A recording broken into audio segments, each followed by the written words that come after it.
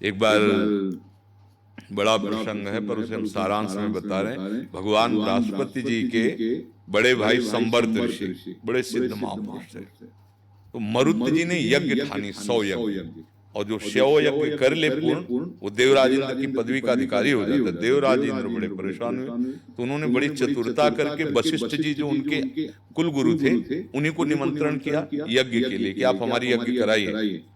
अब उनके आगे समस्या हो गई। मरुत जी ने वर्ण किया था, देवराज इंद्र ने आकर आज्ञा कर रहे हैं, तो मनुष्य से सर्वश्रेष्ठ देवता, देवताओं में श्रेष्ठ देवराज, तो वशिष्ठ जी ने इस कारण उनकी आज्ञा नहीं टाली, मरुत से साफ जवाब दे दिया कि अब हम तुम्हारी यज्ञ नहीं करा पाएंगे। अब वो बड़े उदास कि अब किसके पास जाऊं, हमारे कुलगुरु तो वशिष्ठ जी जैसा आचार्य कहाँ मिलेगा। तो देवर्षि नारद जी आ गए। जब कोई धर्मात्मा संकट में होता है तो महात्मा का संग दे दिया जाता है। अब देवर्षि नारद जी से अपनी मन की बात पूरी रखी, तो उन्होंने कहा हम आपको बताएं, पूरा दैवी सिस्टम हिल जाएगा, ऐसे महात्मा का परिचय बता रहे हैं। काशी में इस समय वो नंग धड़ंग अवधूत रूप में रहते हैं, उनका नाम संवर्त ऋषि है। अगर उनको तुम रिझा लो, वो आचार्य बन जाए, तो कोई ऐसा दैवी शक्ति नहीं कि तुम्हारी यज्ञ में बाधा डाले। तो उन्होंने कहा पहचान कैसे होगी? बोले एक बार विश्वनाथ जी का दर्शन करने आते हैं 24 घंटे, और वो 100 से विचलित होते हैं। तो एक तुम 100 रखना, और ऐसे रखना कि जहां तुम्हें कोई अवधूत नंग धड़ंग ऐसा विक्षिप्त पागल दिखाई दे तो 100 को सकला के मार्ग में कर देना, और जब पीछे हटने लगे तो समझ लेना वो संवर्त ऋषि हैं। ऐसा ही किया, और एक उन्मत्त भेष से महादेव जी के दर्शन के लिए जा रहे थे, 100 देखा, पीछे हट गए, भागे। मरुत जी पीछे भागे, वो थूक रहे थे, कंकड़ पत्थर मार रहे थे, लघु शंका करके ऊपर उनके फेंक रहे थे। वो नारद जी ने पक्का कर दिया था हिलना नहीं। पीछे जब एकदम एकांत में गंगा किनारे पहुंचे तो उन्होंने कहा क्या चाहते हो?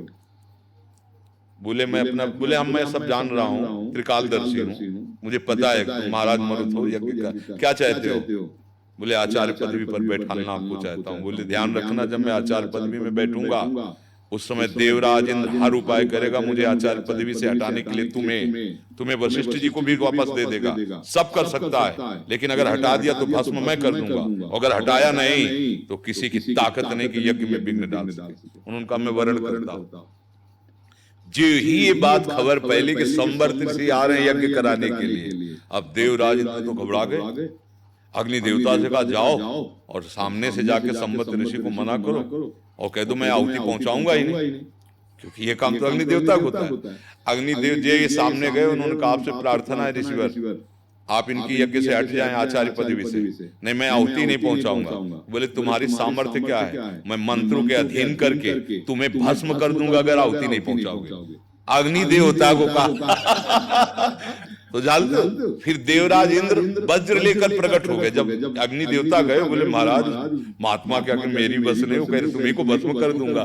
तो देवराज इंद्र स्वयं आए, मरुत से कहा यज्ञ नहीं करोगे, और वज्र ऐसे हाथ में लेकर प्रहार कर। संवर्त ऋषि ने ऐसे ही रोक दिया, और जब तक यज्ञ हो तब तक ऐसे ही खड़े रहो देवराज इंद्र। तब उन्होंने प्रार्थना की कि कब तक खड़ा रहूंगा, बहुत दर्द होगा हाथ में, इसलिए आप अपनी यज्ञ करो।